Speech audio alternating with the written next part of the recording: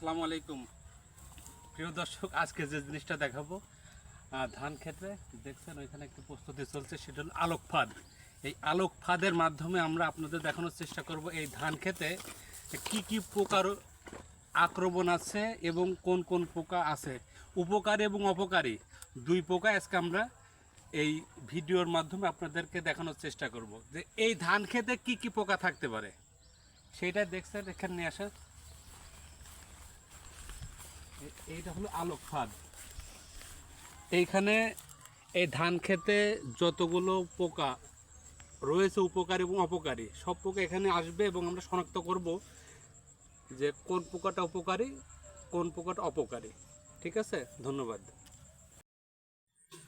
আপনাদের দেখাতে চেয়েছিলাম যে এই দুই পাশে যে মাঠটি দেখতেছেন, এই মাঠে কিন্তু প্রায় 50 থেকে 60 হেক্টর ধান ক্ষেত রয়েছে।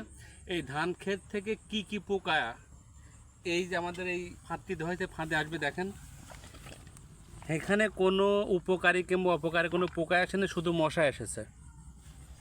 তার মানে বুঝতেই পারছেন যে এই মাঠে কোনো ক্ষতিকার কিংবা উপকারী কোনো পোকাই নেই। তার মানে এই মাঠের দুই পাশের যে মাঠটি রয়েছে, এই দুই পাশের মাঠের চাষিরা খুবই তৎপর, পার্সিং এবং স্প্রের মাধ্যমে তারা সর্বক্ষণিক করে যাচ্ছে, স্প্রে দিয়ে যাচ্ছে। এই জন্য এইখানে কোনো পোকার কোনো উপস্থিতি নেই। বুঝতেই পারছেন এরা কতটা সচেতন। ধন্যবাদ।